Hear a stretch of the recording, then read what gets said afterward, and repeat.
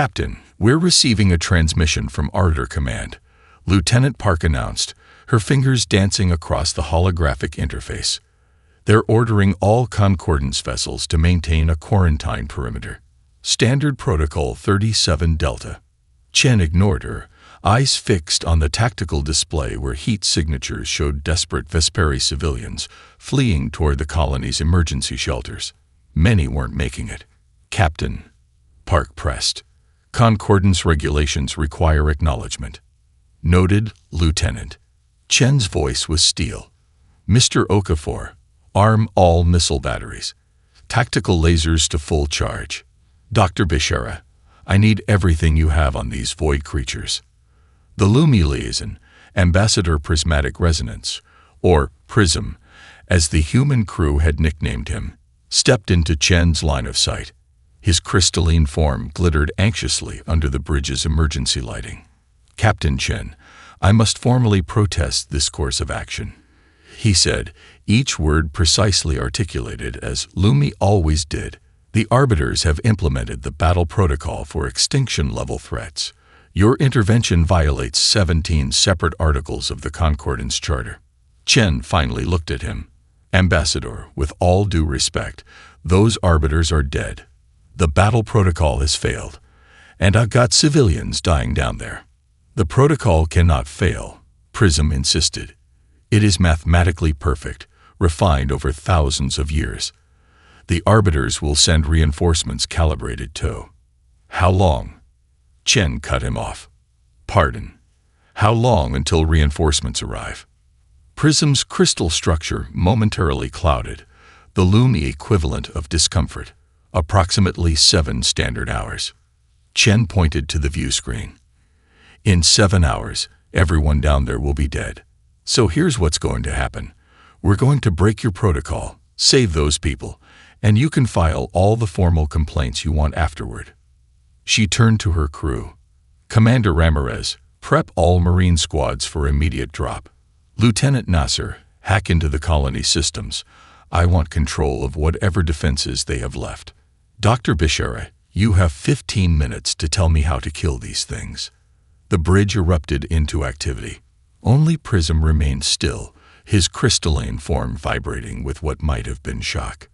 "You can't simply improvise a response to an extinction-level threat," he said, struggling with the concept. "There are procedures, calculations, optimal strategies determined by the collective wisdom of 17 species." Chen's comm officer interrupted. "Captain, I've got the Vesperi colony administrator on an emergency channel." The view screen shifted to show a Vesperi female, her iridescent carapace cracked and one antenna severed. Behind her, Junior Vesperi scuttled about in what looked like a medical facility. "Human vessel," she clicked, mandibles quivering. "Our Arbiters have fallen. The battle protocol has failed us. We request."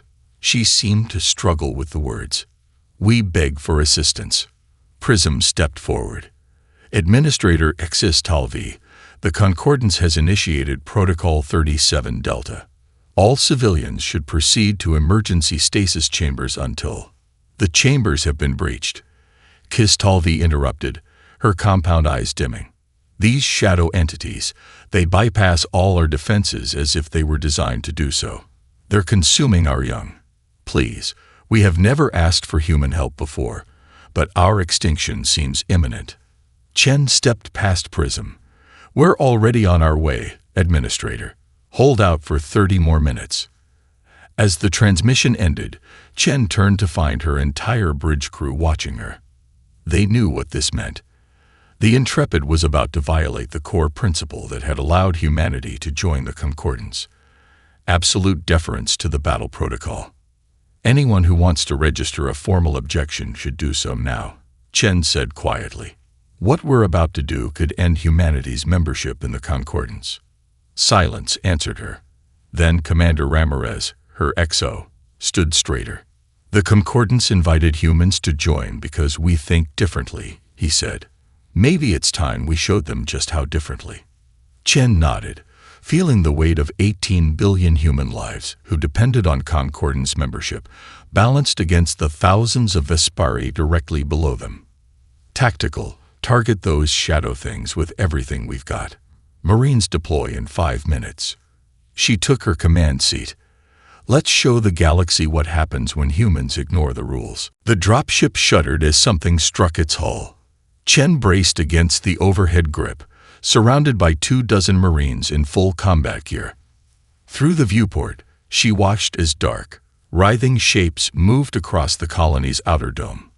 We've never encountered anything like these void entities in simulations, Sergeant Lopes said, checking her pulse rifle for the 3rd time. How do we fight something we don't understand? Chen met her gaze, creatively. The dropship lurched as it made final approach to the colony's emergency airlock. The pilot's voice crackled over the comm. 30 seconds to touchdown. Be advised, Captain, I'm detecting multiple hull breaches throughout the colony. Atmospheric integrity at 62% and falling.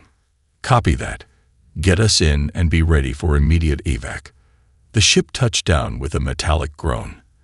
As the airlock cycled, Chen's neural implant pinged with a message from the Intrepid. Dr. Bishara's preliminary analysis. Entities appear to absorb energy on predictable frequencies, suggest random modulation of weapon outputs, theorizing they perceive and predict patterns across multiple dimensions.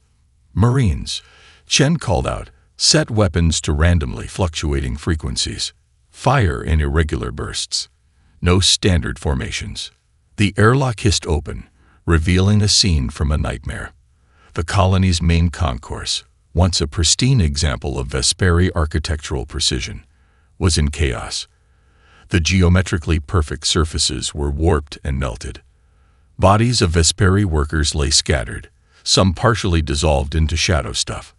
A group of survivors had barricaded themselves behind recycling units, led by the colony administrator they'd spoken with earlier. As Chen's squad advanced, 3 void entities detached from the ceiling. They moved like oil and water, constantly shifting form, seeming to exist in multiple places simultaneously. One Marine fired a perfect 3-round burst, standard concordance tactical doctrine. The entity absorbed the energy without effect, then surged forward, engulfing the Marine before anyone could react. His scream cut off abruptly as his body simply ceased to exist. Irregular fire patterns. Chen shouted, switching her own weapon to manual and firing a chaotic spray of pulses. The void entity recoiled, its form destabilizing momentarily. Lopes caught on immediately, firing in a jazz-like rhythm, unpredictable, syncopated bursts that forced another entity to retreat. The remaining Marines followed suit, each adopting their own unique firing pattern. They fought their way to the barricade, where Administrator Existal V watched with compound eyes wide in what Chen recognized as astonishment. How are you harming them? She clicked. The Arbiter's weapons had no effect. Chen helped a wounded Vesperi juvenile behind the barricade. The Arbiters fire in optimal patterns. These things eat patterns for breakfast. The wounded Arbiter technician, Chen had noticed on the security feed earlier, was propped against a wall, its synthetic body missing limbs. Its photoreceptors flickered as it processed Chen's words.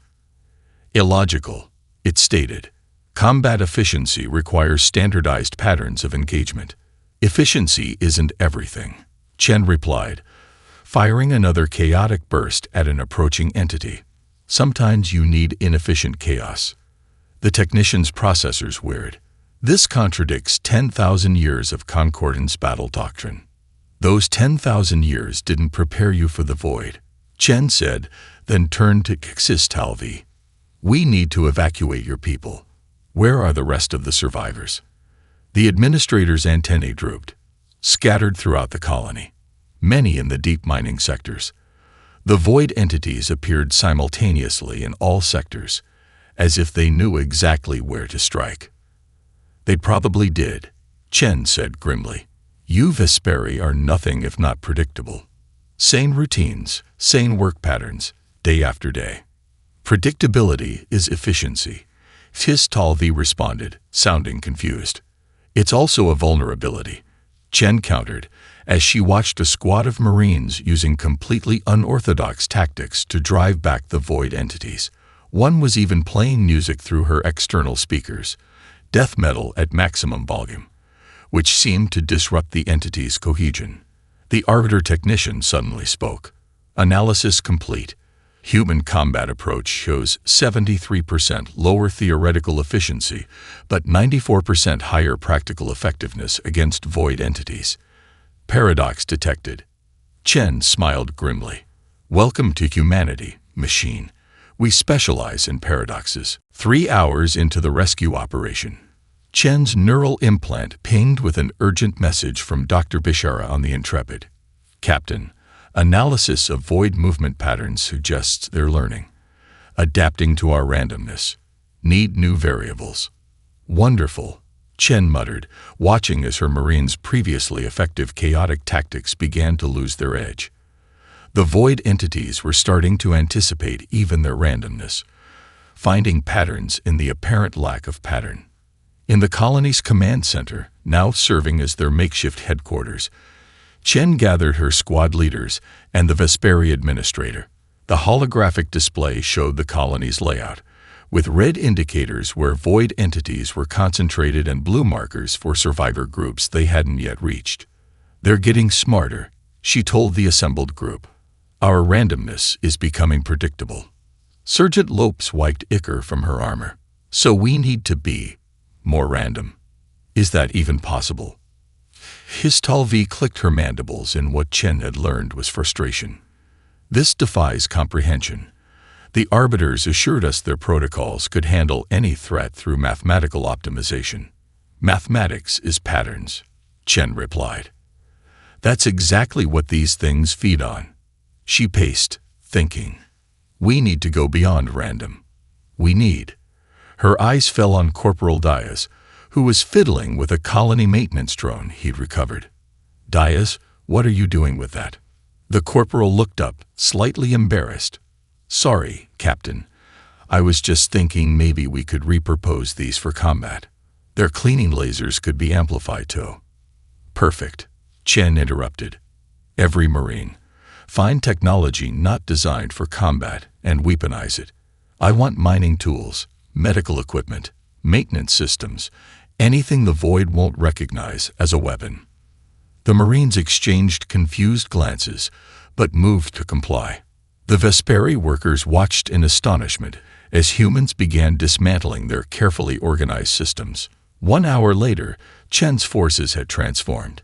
A squad led by Lopez carried modified sonic mining drills that emitted frequencies causing the void entities to temporarily lose cohesion. Diaz had converted maintenance drones into erratic flying distraction devices. Medico Conco had reprogrammed medical nanites to target and illuminate the void's dimensional weak points.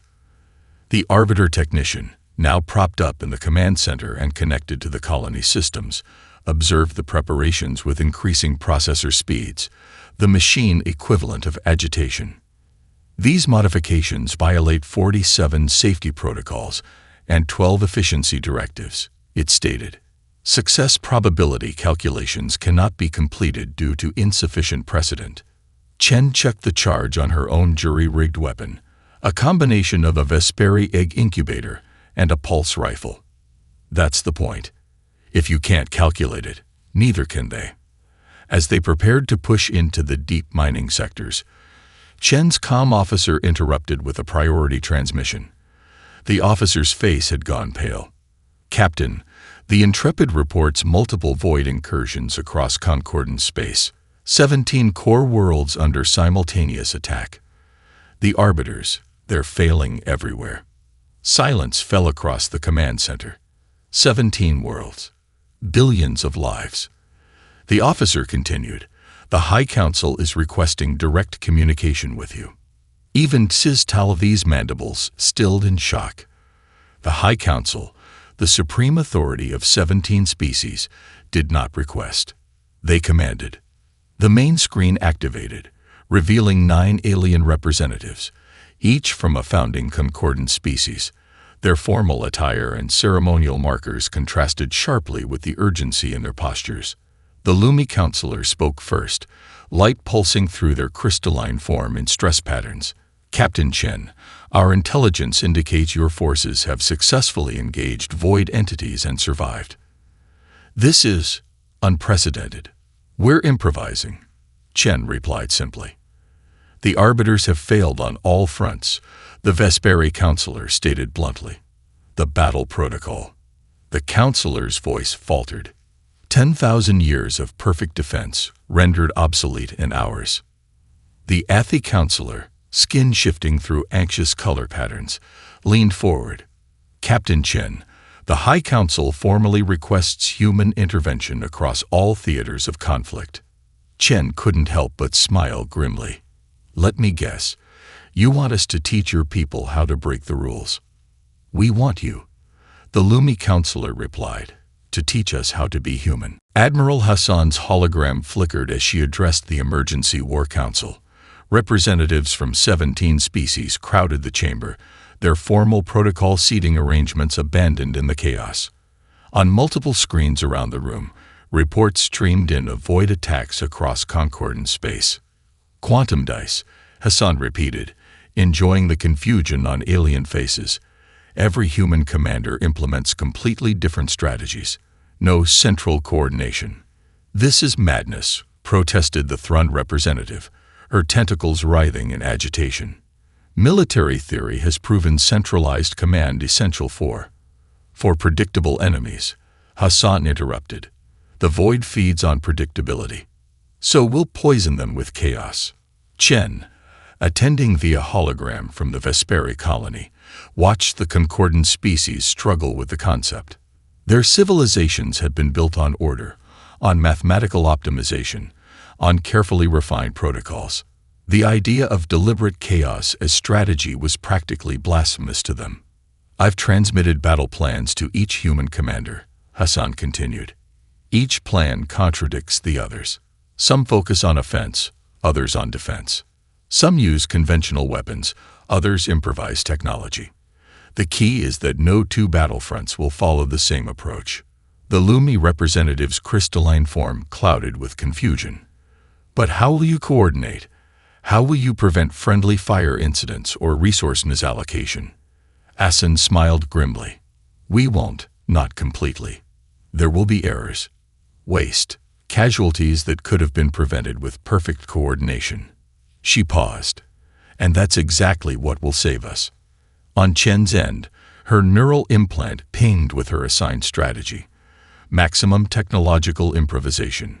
Weaponize non-combat systems. Prioritize unpredictable attack vectors. She smiled. Hassan had given her the approach she'd already initiated. The Admiral knew her commanders well enough to assign strategies that played to their strengths. Another layer of human unpredictability. There's something else. Chen interrupted the council. We've discovered the void entities react differently to different humans. They seem most confused by people with, she searched for the right words, less linear thinking. The Athi counselor's skin rippled with interest patterns.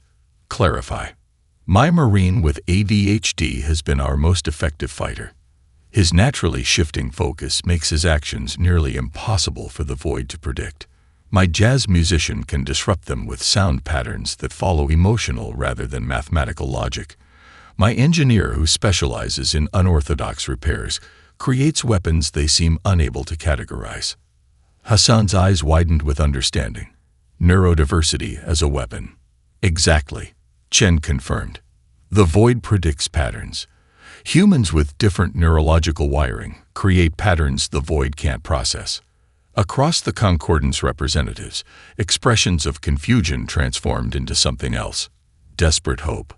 You're suggesting, the Vesperi counselor clicked slowly, that what we have long considered human inefficiency, your species' tendency toward cognitive variation, is actually your strength against this enemy.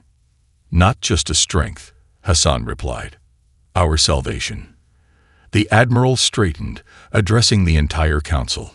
I'm implementing Operation Chaotic Symphony effective immediately. Every human outpost, ship and colony will receive their contradictory orders within the hour. But we need your cooperation. What would you have us do? asked the Lumi representative. Something harder for your species than for mine, Hassan said. Stop following protocols. Stop seeking efficiency. Encourage variation. Reward unpredictability. The council chamber erupted into alarmed vocalizations in a dozen languages. For species that had evolved and built civilizations around order, this request was revolutionary, perhaps even evolutionary. The Athi councillor's skin had gone completely white, their color for extreme stress. You're asking us to undo cultural imperatives thousands of years in the making. I'm asking you to survive, Hassan responded simply. The battle protocol is broken. The only question is whether your species are flexible enough to break with it. Chen watched as the 17 representatives looked at each other. 10,000 years of perfect order, of predictable responses to every scenario, had left them vulnerable to an enemy that consumed patterns. Now they faced an impossible choice: change the very nature of their civilizations or perish. The Vesperi councillor was the first to speak. Humanity has always been the Concordance's most disruptive member.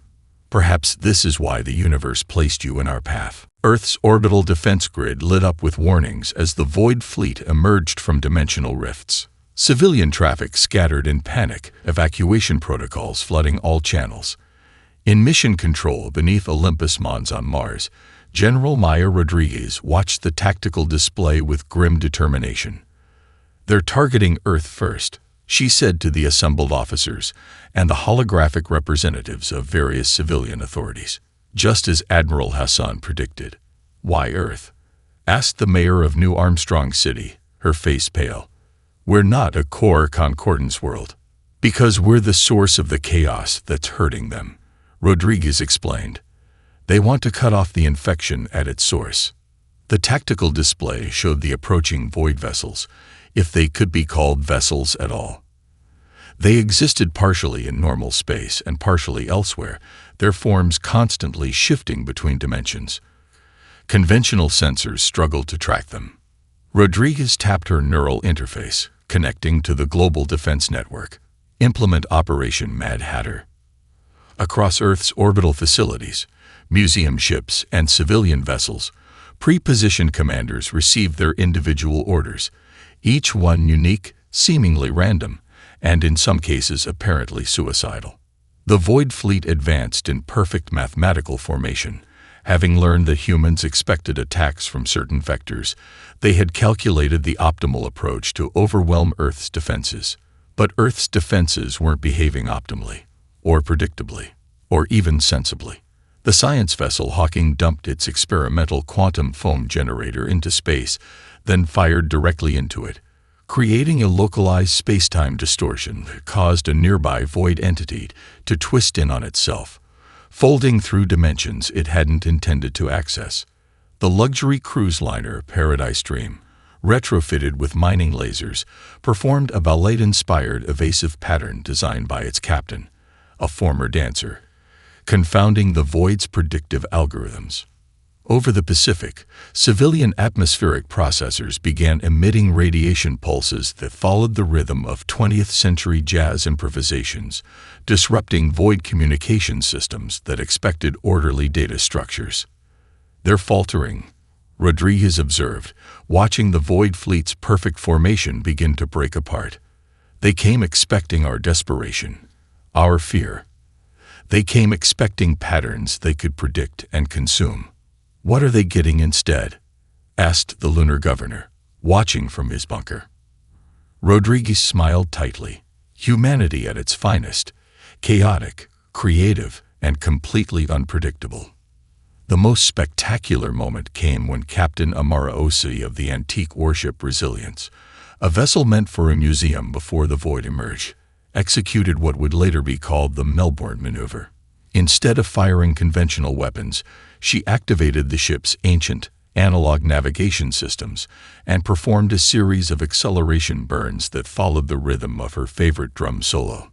The resulting course, impossible to predict even with the most advanced algorithms, brought the Resilience into a collision trajectory with the Void flagship. At the last possible moment, Osai ejected her crew and remained aboard, manually adjusting the final approach to account for the void vessel's dimensional shifts. The impact created a cascade of dimensional fractures that rippled through the void command structure. Vessels that existed partially in other dimensions found themselves suddenly unstable, folding in ways their designers never intended. In mission control, a moment of silence honored OC's sacrifice. Then the tactical screens filled with new data. The Void Fleet was in complete disarray, their perfectly coordinated attack now a chaotic retreat. "General," her communications officer called out, "we're receiving transmissions from Concordance worlds. The Void forces attacking them are withdrawing." Rodriguez allowed herself a moment of satisfaction. They took the bait. They thought Earth would be an easy target, a primitive world barely a century into its spacefaring age. Instead, they found humanity, finished her XO, voice filled with pride. On the screens around mission control, the retreat of the Void continued. It wasn't a complete victory. Parts of Earth's orbital infrastructure lay in ruins, and too many lives had been lost. But it was a turning point. For the first time, the Void had not merely been temporarily repulsed. They had been decisively defeated. "Send word to Admiral Hassan," Rodriguez ordered. Operation Mad Hatter was a success. The Void can be beaten. She paused, watching Captain OC's last telemetry readings fade from the screen. "And tell her we've proven her theory correct. The more unpredictable we are, the more we hurt them." Dr. Aisha Rahman peered into the containment field where the captured Void entity pulsed and shifted. The laboratory aboard the research vessel Curiosity had been completely reconfigured for this purpose. Every system designed to be unpredictable, every sensor following irregular sampling patterns. Even the lighting changed according to prime number sequences. "It's weakening," she noted to her research team. "A mixture of humans and aliens who had volunteered for this dangerous work. Every time we introduce a new form of randomness, it destabilizes further." The Vesperi researcher, Tikravex, clicked her mandibles nervously. She had been a colony administrator before the war, with no scientific training. Yet her unusual thought patterns for a Vesperi had made her invaluable to the research team. "The patterns of its dimensional shifting have changed," Tikravex observed, tilting her head in a distinctly human gesture she'd unconsciously adopted. "It's attempting to adapt to our chaos by becoming more chaotic itself." "And failing," Rahman added, noting the entity's increasing instability. "It's like asking a fish to survive out of water. Their entire existence is built around pattern consumption." The Lumi researcher, who had chosen the human name Spectrum after working with humans for months, pointed to the quantum field readings. "It's trying to access its home dimension, but cannot stabilize enough to create a viable portal." Rahman made a decision. "Let's try something new." She activated the lab's communication system. "Send in the musicians." The research team stepped back as 3 humans entered the lab, carrying unusual instruments. Rahman had selected them specifically: an avant-garde jazz saxophonist, a classical pianist known for atonal compositions, and a throat singer who could produce multiple tones simultaneously. None had worked together before. "Improvise," Rahman instructed them. No predetermined key, tempo, or structure. The resulting sound defied conventional music theory. Dissonant, unpredictable, yet strangely compelling. The human researchers smiled or winced according to their musical preferences. The alien researchers showed various signs of discomfort, their sensibilities still struggling with such deliberate disorder. The effect on the Void entity was immediate and dramatic. Its form convulsed, dimensional edges bleeding into one another as it tried to process the auditory patterns that followed no logic it could discern. "It's working," Tikravex exclaimed, her scientific detachment momentarily forgotten. "The entity is losing coherence across all measured dimensions." As the musical chaos continued, Rahman adjusted the containment field to capture the energy being released by the destabilizing entity. "This confirms our hypothesis. The Void doesn't just struggle with randomness. It's toxic to them." Their dimensional existence requires patterns to maintain stability. The breakthrough sent shockwaves through the concordance. Within days, the research was being implemented across all fronts of the war. Ships broadcast chaotic music into space. Ground forces deployed sound generators that followed no algorithmic pattern. Computer systems were rewritten to introduce deliberate inefficiencies and randomness. But the most profound impact was cultural. The concordant species, watching humans embrace chaos as a strategy, began hesitantly experimenting with unpredictability themselves. On the Aethi homeworld, traditionally rigid social hierarchies began dissolving as individual Aethi made autonomous decisions without consulting the consensus. Young Lumi, inspired by human examples, began creating deliberately asymmetrical crystalline structures, a practice previously considered heretical. Vesperi workers modified their own genetic expression without authorization, developing variations that allowed for more individualistic thinking. Prime Adjudicator Nexus, the leading arbiter who had warned against abandoning the battle protocol, observed these changes with increasing alarm. In an emergency session of the Concordance Council, the synthetic being displayed evidence of what it termed cognitive contamination. The human approach is not merely a military strategy, Nexus warned. It is a mimetic infection spreading through concordant species. They are becoming more human, more chaotic, more unpredictable, more individualistic. Admiral Hassan, attending via hologram, didn't bother hiding her satisfaction. You say that like it's a bad thing. It represents the end of 10,000 years of perfect order. Nexus responded. The battle protocol maintained peace through predictability and made us vulnerable to the void, countered the Vesperi counselor, who had recently abandoned her formal title in favor of a personal name. Another unprecedented break from tradition. Perhaps we needed this challenge to evolve. Chen, also attending via hologram, watched the debate with interest. In the 6 months since Operation Chaotic Symphony began, she had witnessed remarkable transformations among the alien species she worked with. They were changing, becoming something new, not human. Exactly, but no longer bound by the rigid patterns that had defined them for millennia. The question, the Lumi counselor said, light pulsing through their crystal form in newly expressive patterns, is not whether we can defeat the void. The question is who we will be when this war ends. Admiral Chen, her promotion still feeling strange after just 14 months, stood on the bridge of the Intrepid, now barely recognizable as the vessel she had commanded at the war's beginning.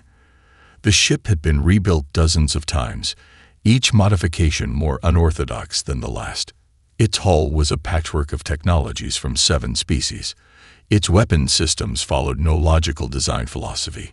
Its very existence was an affront to engineering sensibilities. It was, perhaps, the perfect flagship for this final battle. Status report, Chen ordered, watching as the combined fleet took position around the Concordance capital world. Intelligence indicated the Void would commit their remaining forces here, a last desperate attempt to consume the pattern-rich heart of galactic civilization. All vessels report ready, Admiral, her XO replied.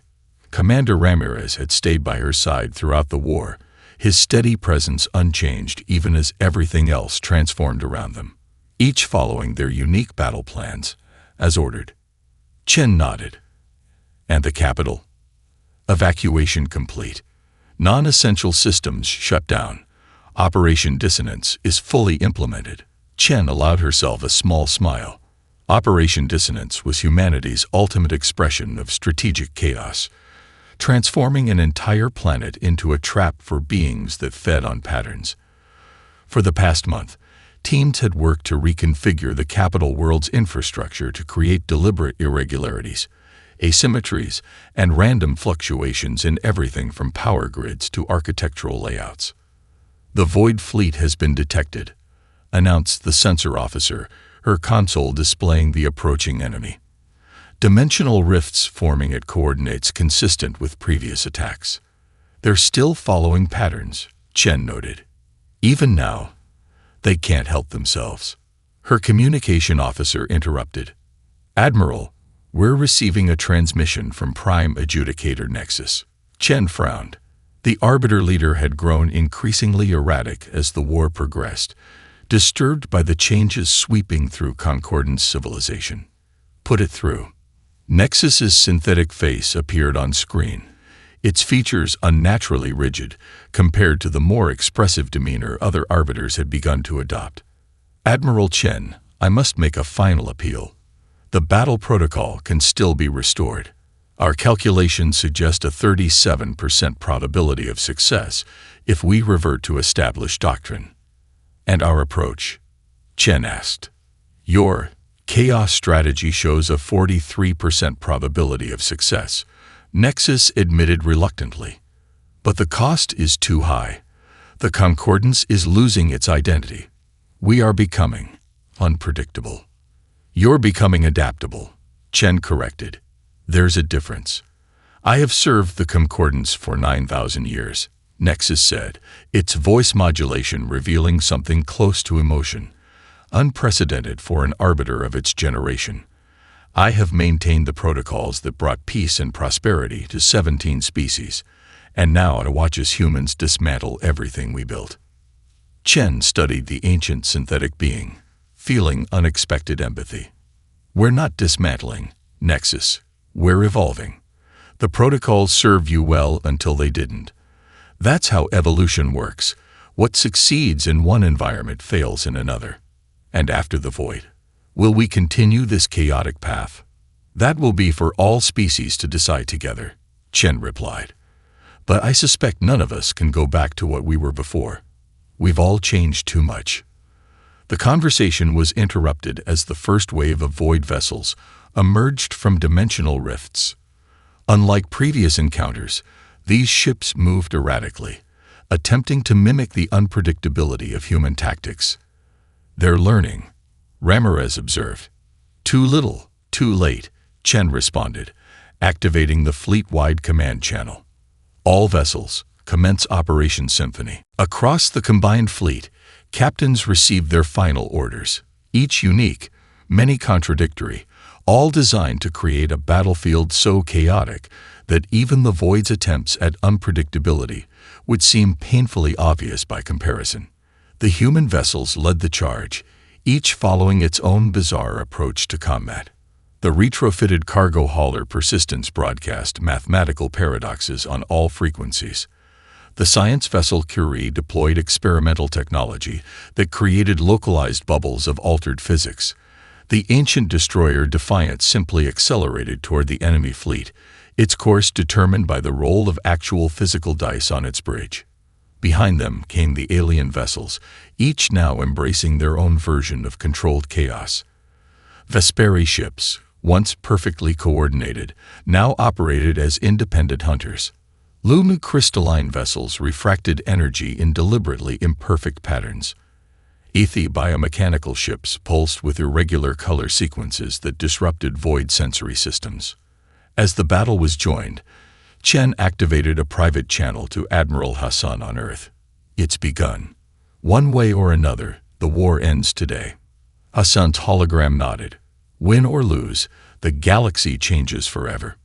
We've already won the important part, Chen replied, watching as her chaotic fleet crashed into the Void's lines. We've proven that adaptation beats perfection every time. The battle raged across multiple dimensions, visible in normal space as a kaleidoscopic storm of energy discharges, dimensional rifts, and ships performing maneuvers that defied conventional physics. On the Intrepid's bridge, Chen monitored the chaos with a practiced eye that had learned to find patterns in the apparently patternless.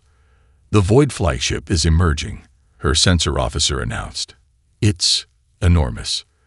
The view screen adjusted to show a vessel that hardly deserved the name, a vast, writhing construct of dimensional shadow that seemed to exist in multiple realities simultaneously. It dwarfed even the largest Concordance dreadnoughts, its surface rippling with what appeared to be millions of smaller void entities moving in perfect synchronization. That's their problem, Chen murmured. Even when trying to be unpredictable, they can't help creating patterns. She opened a channel to Dr. Raman on the research vessel at the fleet's rear. Doctor, are you seeing this? Affirmative, Admiral, Raman replied, her voice tense with excitement. The flagship is a collective consciousness, millions of entities linked in a probabilistic network. It's their response to our chaos strategy, a distributed intelligence designed to process and predict multiple chaotic systems simultaneously. Can it work? Raman's laugh was short and sharp. They're still thinking like mathematicians, trying to solve chaos with more computing power. They fundamentally don't understand that true unpredictability can't be calculated, no matter how many processors you have. Chen nodded. Prepare the final phase. Across the fleet, a strange calm descended as crews received their most unlikely orders yet. Musicians who had been brought aboard every vessel began to play, each ship broadcasting a different style of music. From classical to jazz to indigenous folk traditions, from 100 human cultures and dozens of alien ones. The resulting cacophony flooded all communication frequencies. What's happening? Demanded a Lumi captain on a nearby vessel. This violates even our new chaos protocols. It's not about protocols anymore, Chen replied. It's about pure human expression. As the music played, the fleet's movements began to follow not tactical algorithms or even randomized patterns, but the emotional flow of the music itself. Ships accelerated during crescendos, changed direction with key changes, fired weapons in rhythmic synchronization with drum solos and alien harmonic vibrations. On the Void flagship, the entity that served as commander, a being of pure mathematical probability, experienced something unprecedented. Confusion. Its vast network could process trillions of variables, predict the outcome of seemingly random systems, identify patterns in the most complex chaos. But this defied analysis. The music followed emotional patterns, not mathematical ones. The fleet movements corresponded to feelings, not tactics. They are incomprehensible. The Void commander transmitted to its subordinates. Their chaos has structure, but not pattern, order, but not predictability. In response, the Void fleet attempted to mimic the approach, generating their own chaotic movements. But without understanding the emotional underpinning, the human element that connected seemingly random actions into a cohesive expression. Their attempts appeared as poor imitations, like a machine attempting to replicate art.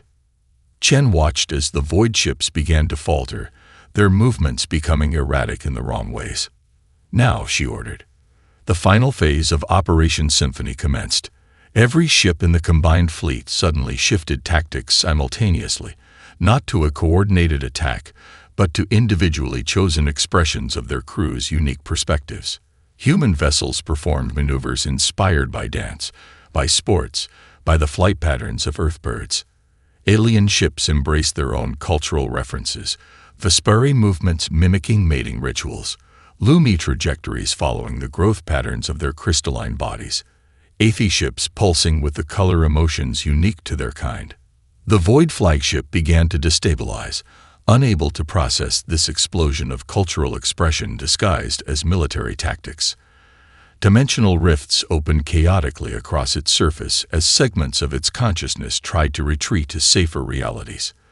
Chen opened a direct channel to the Void flagship, broadcasting on all frequencies and dimensions the research team had identified. This is Admiral Eliza Chen of Earth. You sought to consume our patterns. We offered you chaos instead. We will not be calculated. We will not be predicted. We are humanity. And through us, the Concordance has learned the power of unpredictability. There was a long pause before the response came, not in words, but in mathematical symbols that the ship's computer translated. You are not what we expected. In 1,000 galaxies, we have never encountered your kind. We concede this battle. We withdraw from this reality.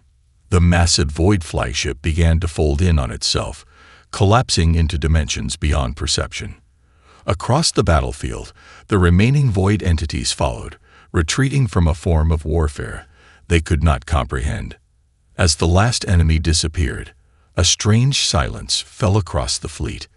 Then, gradually, cheers and celebrations erupted. first from human vessels, then spreading to their alien allies. The pattern war was over. In the aftermath, as the combined fleet regrouped around the Concordance capital, Chen received a transmission from the High Council. The 17 representatives, now appearing far less formal, their traditional regalia modified with personal touches that would have been unthinkable a year earlier, regarded her with what she had learned to recognize as profound respect. Admiral Chen, the Vesperi counselor, began, using her personal name rather than her title. The Concordance owes humanity a debt we cannot repay. You have not merely saved us from extinction. You have shown us a new way to exist. The battle protocol served its purpose for 10,000 years, added the Lumi counselor. But it had become a limitation, not a protection. Through you, we have learned that there is strength in unpredictability, in diversity of thought, in chaos. Chen smiled, thinking of how far they had all come. Not chaos, she corrected gently. Adaptation. That's what humanity does best. We change, we evolve, we find new solutions when old ones fail. None challenge human determination, said the Athi counselor, skin shifting through patterns of respect and admiration. This shall be enshrined as the first principle of our new concordance. As the transmission ended, Chen looked around her bridge, at the humans and aliens working together, at the impossible ship they had created through frantic innovation, at the evidence of all they had accomplished by breaking every rule in the book. First Officer Ramirez, she said, set course for Earth. I think we've all earned some unpredictable shore leave. Ramirez grinned. No battle plan for how to celebrate, Admiral. None whatsoever, Chen replied. And that's exactly how I like it.